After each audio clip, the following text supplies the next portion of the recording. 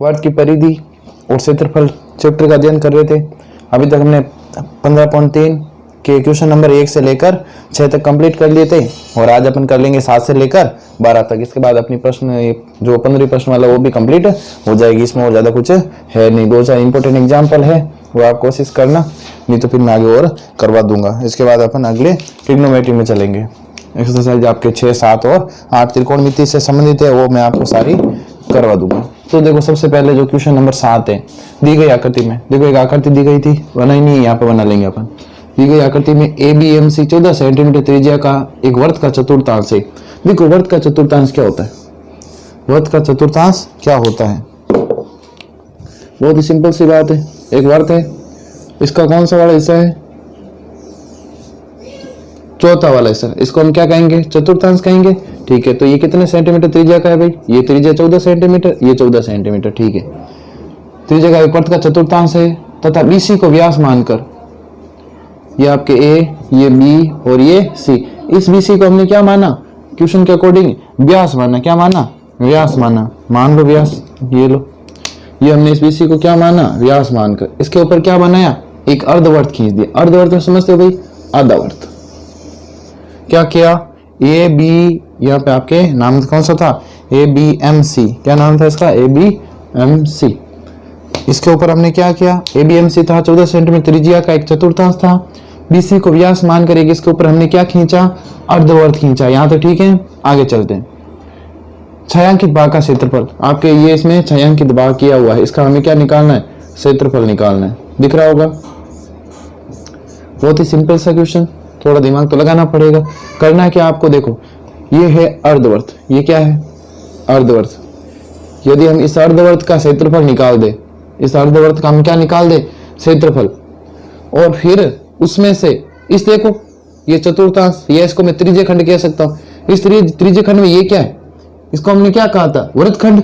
इसका अगर क्षेत्रफल आ जाए तो इस अर्धवर्त के क्षेत्रफल में से इसमें वृत्तखंड को घटा दो, क्या बचेगा? पीछे छायांकित भाग बचेगा। तो सबसे पहले आप क्या निकाल लो? त्रिभुज का क्षेत्रफल निकाल दो। त्रिभुज का क्षेत्रफल कैसे निकालोगे? उसके लिए हमें क्या चाहिए होगा?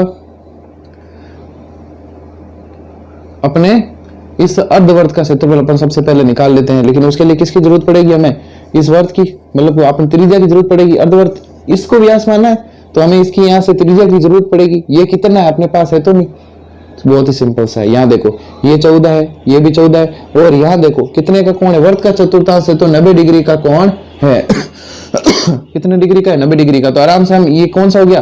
कह सकते हैं कि समकोण त्रिभुज ABC में, समकोण त्रिभुज ABC में, समकोण त्रिभुज ABC में क्या हो जाएगा? अपन कह सकते हैं कि BC का स्क्वायर बराबर AC का स्क्वायर प्लस AB का स्क्वायर, 14 का स्क्वायर प्लस के 14 का स्क्वायर। सिंपल से दिया हुआ है हमें दोनों का 196 और इसका भी 196। ये कितने हो गए भाई? 6 और 6 12, 9 18 और 1 19, 1 2 और 392। ये BC स्क्वायर का मान है, स्क्वायर हटाओगे तो क्या चला जाएगा? रूट। इसका मान आ जाएगा आपके 14√2, 14√2। इसको सोल्व करोगे तो अब अपने पास क्या आ गया? व्यास आ गया। तो हम कह सकते हैं कि त्रिज्या कितनी हो जाएगी? 14√2 बटा कितना?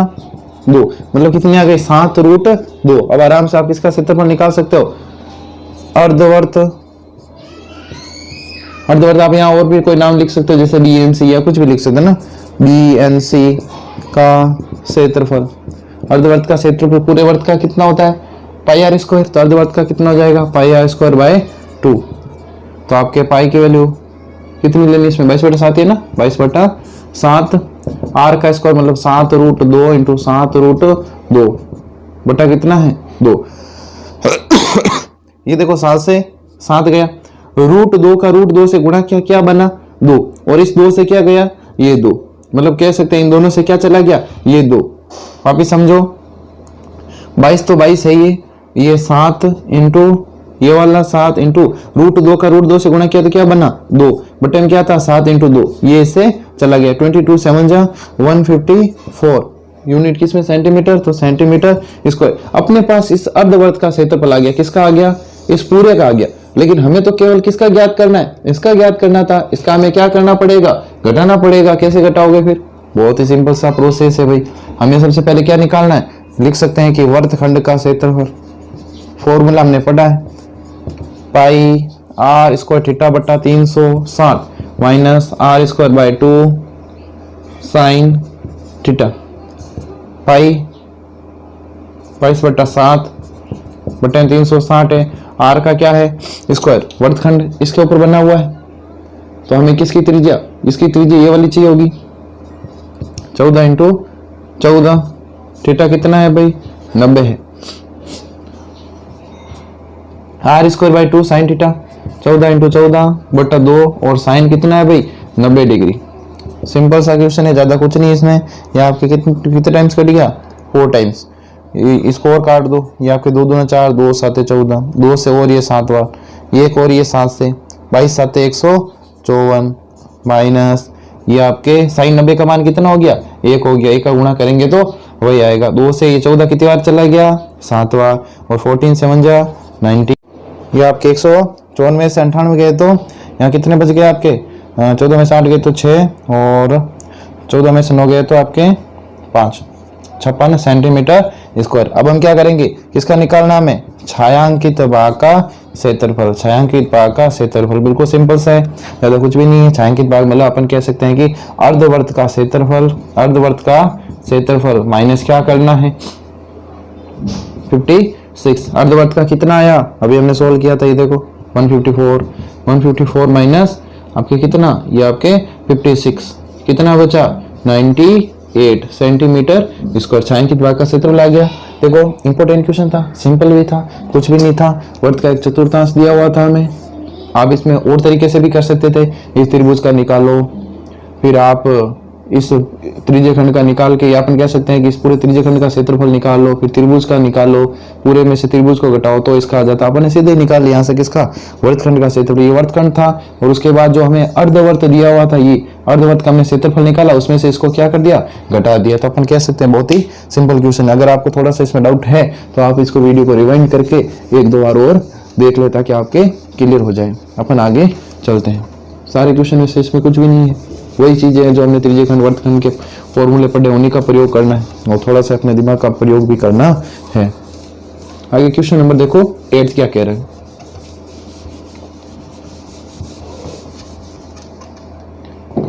दी गई आकृति में ए बी वर्त का व्यास है।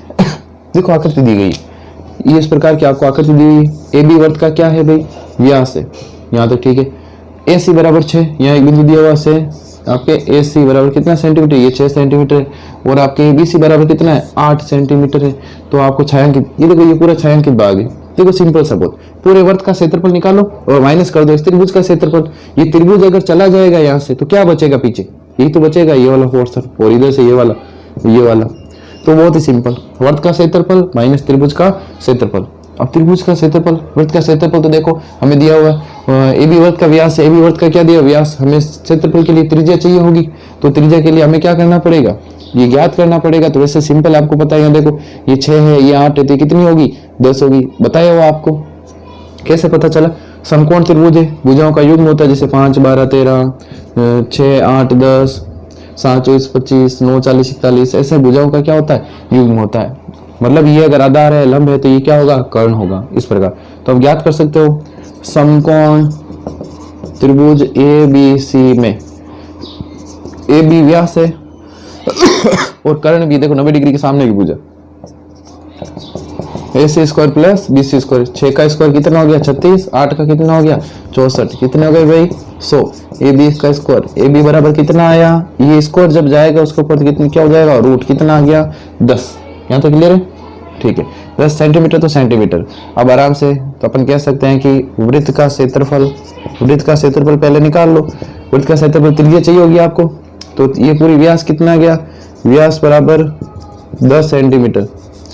पाई आर स्क्वायर लिख लेते हैं, हमें दिया हुआ व्यास, व्यास बराबर कितना आ गया, मतलब हमने ज्ञात किया था अभी 10 सेंटीमीटर, तो त्रिज्या कितनी हो जाएगी, 5 सेंटीमीटर, 5 सेंटीमीटर। अब क्या करना है भाई, वर्त का क्षेत्रफल निकालना है। पाई 22/7 और आपके आर का क्या निकालना है, स्क्वायर। आर स्क्वायर मतलब कितना हो जाएगा, 5 इंटू 5 25, 25 5 5 25 और इनको 50 50 और 5 55 7, मतलब आपके हो जाएंगे 78.57 सेंटीमीटर स्क्वायर। सेंटीमीटर में ना, तो हमने वर्ग का तो निकाल दिया, अब हम किसका निकालना है, त्रिभुज का। त्रिभुज का क्षेत्रफल क्या होता है, 1/2 आधार इंटू ऊंचाई, 1/2 आधार कितना होगा, देखो ऊंचाई इसके ऊपर टिकी हुई है, ये रही ऊंचाई 6 और 8, 2 3 जा 6 24, आप इसमें से घटा लो। छायांकित भाग का क्षेत्रफल 78.57 माइनस 24, आप इसमें से घटा सकते हो, 8 में 4 के 4, 7 में 2 के तो 5, 54.57 सेंटीमीटर मीटर यूनिट जो भी आपके स्क्वायर है क्षेत्रफल। तो मेरे हिसाब से बिल्कुल सिंपल सा था, आ गया होगा समझ में, ज्यादा कुछ इसमें है नहीं। आगे चलते हैं अपन, 9वें क्वेश्चन क्या कह रहा है देखो।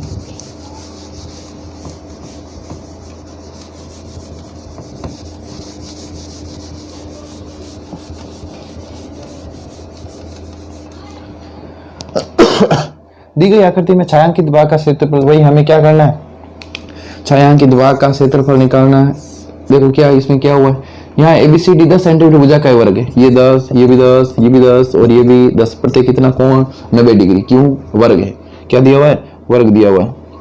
दी गई आकृति में छायांकित भाग का क्षेत्रफल ज्ञात करो, यहाँ एबीसीडी 10 सेंटीमीटर भुजा का एक वर्ग है, इसकी भुजा को व्यास मानकर अर्धवृत्त खींचे गए। देखो ये क्या खींच दिया हमने, एक अर्धवृत्त खींच दिया, ये भी हमने क्या खींच दिया भाई, एक अर्धवृत्त खींच दिया, 2 अर्धवृत्त, मतलब कुल मिलाकर मैं कह सकता हूँ कि एक वर्त हो गया, आधा वर्त इधर, त्रिज्या कुछ का होगा, त्रिज्या वैसे यहाँ से हो जाएगी ना, और फिर यहाँ से भी एक अर्धवृत्त खींचा, तो ये तो इसके ऊपर आ गया। देखो पहले से ये था, ये इसके ऊपर क्षेत्रफल आ गया, ये देखो इधर से इसके ऊपर आ गया, फिर से और खींचेगा देखो इधर से, तो ये तो इसके ऊपर आ गया और ये इसके ऊपर आ गया, मतलब कुछ क्षेत्रफल ज्यादा हो रहा है। ज्यादा कैसे, देखो ये तो पहले से ही था, इसके ऊपर फिर आ गया, तो ये देखो इसने जगह और कवर कर ली। तो अपन हमें किसका निकालना है, इस छायांकित भाग का क्षेत्रफल निकालना है। पाई बराबर कितना लेना है, 3.14, विशेष आपको ध्यान रखना है, जब आपको 3.14 का कहे तो इतना ही लेना है। अब कैसे करेंगे, बहुत ही सिंपल सा है, आपको क्या करना है, अपन कह सकते हैं कि देखो एक अर्धवर्त और एक अर्धवर्त, ठीक है, और फिर आपके एक वर्त ये और एक अर्धवर्त, ये कितने अर्धवर्त हो गए, 4 अर्धवर्त हो गए। 2 अर्धवर्त मिलाते हैं तो एक क्या बनता है भाई, वर्त बनता है। ये देखो इनको मिलाओगे आप क्या बन जाएगा, एक वर्त, इधर से इनको मिलाओगे तो क्या बन जाएगा, एक वर्त। मैं कह सकता हूं कि छायांकित भाग का क्षेत्रफल क्या हो जाएगा, 2 वर्तों का क्षेत्रफल माइनस वर्ग का क्षेत्रफल, बहुत ही सिंपल सा। तो 2 into pi R square minus वर्ग का क्षेत्रफल क्या होता है, भुजा का स्क्वायर। 2 इंटू पाई का मान कितना लेना है, 3.14, आर का स्क्वायर। आर कितनी है, आर देखो ये पूरी 10 है, तो आर कितनी हो जाएगी, 5 इंटू 5 माइनस भुजा का स्क्वायर मतलब 10 का स्क्वायर। पॉइंट गया तो अपन कह सकते हैं बटे में 100, और ये 5 वाले 25 4 जा कितने होते हैं, 25 चौक 100, तो कि 314 बट्टा कितना 4 माइनस के 10 का स्क्वायर कितना कह सकते हैं 100। काट सकते हैं इसको 2 बार, डिवाइड कर दो, तो आपके 2 एकम 2, 2 पंजे 10, 1 2 7 14, 57 में से 100 गए तो कितने आ गए आपके 57 सेंटीमीटर स्क्वायर। किसका क्षेत्रफल आ गया, ये जो एक्स्ट्रा जो हमने ओवरलैपिंग के कारण मतलब एक दूसरे के ऊपर आ गई, देखो ये वाली लाइन, तो ये जो ओवरलैपिंग थी वो क्षेत्रफल एक्स्ट्रा हो गया, तो हमने इस पूरे में से जो हमने पास 4 अर्धवर्त मतलब कह सकते हैं 4 वर्त बन रहे थे, उसमें से इस वर्ग को घटा दिया, वर्ग का जो भाग था वो घट गया, जो एक्स्ट्रा वाला जो हिस्सा था वो अपने क्षेत्रफल में आ गया। ये देखो 57 सेंटीमीटर, इंपोर्टेंट क्वेश्चन है। 10वां क्वेश्चन, दी गई आकृति में अर्धवर्त की त्रिज्या 7 सेंटीमीटर है। देखो डायग्राम एक बार थोड़ा सा वापस समझा देता हूँ, आपको करना है। दी गई आकृति में अर्धवर्त की त्रिज्या 7 सेंटीमीटर है, अर्धवर्त दिया हुआ है, दी गई आकृति में अर्धवर्त की त्रिज्या कितनी है 7 सेंटीमीटर है। ये इसके अंदर से ये रहा आपके अर्धवर्त, इसकी त्रिज्या कितनी है 7 सेंटीमीटर, ये हमें क्या है, गिवन है। फिर क्या करना है, इसमें अर्धवर्त में बने वर्त का क्षेत्रफल, हमें इस वर्त का क्या निकालना है भाई, क्षेत्रफल। बिल्कुल सिंपल सा है, आपको करना है, मुझे कमेंट करना है। इसका थोड़ा सा समझा देता हूँ। देखो ये 7 है तो ये कितनी होगी भाई, अरे ये पूरा क्या था, एक वर्त था, ये सारी क्या होती है, त्रिज्याएं होती है। तो ये 7 तो ये भी कितनी 7, तो हमें वर्त का क्षेत्रफल निकालना क्या होता है, पाई आर स्क्वायर, 22/7 आर का स्क्वायर, मतलब ये आपने, ये तो पूरा व्यास है, त्रिज्या कितनी हो जाएगी 7/2 इंटू 7/2। अब इसको अच्छे से अब सोल्व कर लो, मैंने करवा ही दिया आपको, 11 77/2, तो आपके हो गया होगा ये भी। चलो कोई नहीं, एक क्वेश्चन आपको मैं दे दूंगा करने के लिए। ये आपके 2 ऑप्शनल, इसमें क्या थे आपके, कह सकते हैं कि आपको विकल्प का चयन करना था। 4 इसको ऑप्शन दिए हुए थे, उनमें से एक को सही कौन सा वो बताना था। देखो R1 और R2 त्रिज्या वाले 2 वर्त की परिधियां, एक वर्त दिया हुआ जिसकी त्रिज्या है R1 और एक है जिसकी त्रिज्या कितनी है R2, और एक और वर्त दिया गया जिसकी त्रिज्या कितनी है R, त्रिज्या वाले वर्त की परिधि के बराबर है। इनकी परिधियों का योग मतलब 2 पाई, त्रिज्या कितनी भाई R1, 2 पाई R2 बराबर इसकी 2 पाई R के क्या है बराबर। तो कह रहे कौन सा रिलेशन सही है, देखो 2 पाई क्या आ रहा है इसमें कॉमन, क्या बचा R1 प्लस R2, इधर 2 पाई 2 पाई से 2 पाई गया, तो अपन क्या कह सकते हैं कि R1 प्लस R2 दोनों त्रिज्याओं का योग इस त्रिज्या के क्या है बराबर। ये आपके पहला ऑप्शन था जो कि क्या है सही है। 14 सेंटीमीटर भुजा वाले वर्ग में बने, 14 सेंटीमीटर भुजा का क्या दिया हुआ, वर्ग में बने अंतवर्त की क्या परिधि याद करनी, ये आपका क्या है होमवर्क है, हमेशा की तरह करना है और ग्रुप में सेंड करना है। अपनी 15वीं प्रश्नावली भी कंप्लीट हो गई। अब हम आगे चर्चा करेंगे अपने त्रिकोणमिति के ऊपर जो कि अपने 6ठी 7वीं और 8वीं है। तो लगातार मेहनत करते रहे।